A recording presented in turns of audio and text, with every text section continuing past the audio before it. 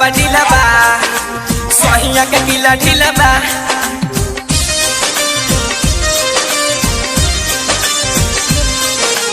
ढीला बा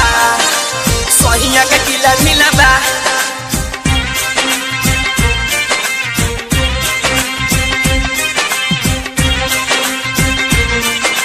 सोहिया के किला ढीला बा ढीला बा सोहिया के किला ढीला बा ढीला बा सोहिया के किला ढीला बा काठी कहीं रे भौजी रतिया छूछे बीतता ढीला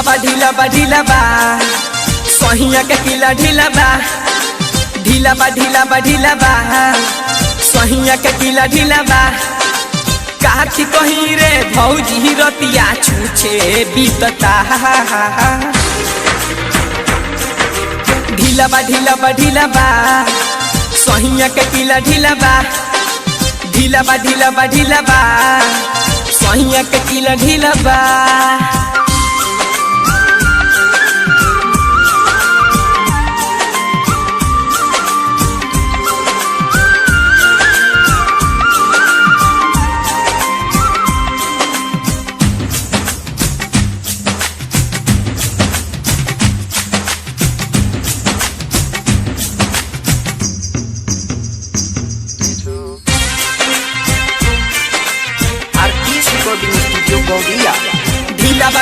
ढीला बा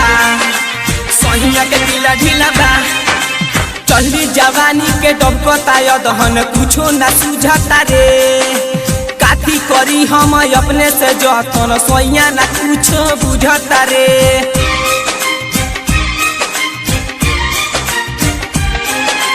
चढ़ी जवानी के डबकता दहन कुछो न सुझता रे काथी करी हम अपने से जतन सोइया न कुछो बुझता रे ढीला बा रे ढीला बा सोहिया के किला ढीला बा ढीला बा सोहिया के किला ढीला बा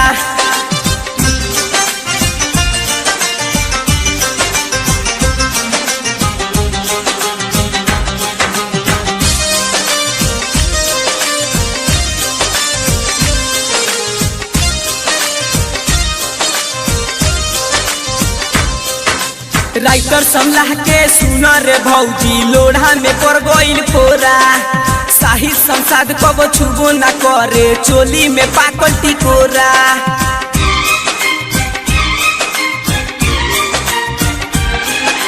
राइटर समलाह के सुना रे भौजी लोढ़ा में कर गइल फोरा एमडी इरफान कबो छुबो न करे चोली में पाकल टिकोरा ढीला बा रे ढीला बा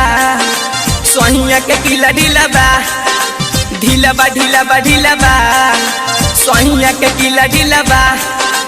काठी कहीं रे भौजी रतिया छूछे बीतता ढीला बा सोहिया के किला ढीला बा ढीला बा सोहिया के किला ढीला बा काठी कहीं रे भौजी रतिया छूछे बीतता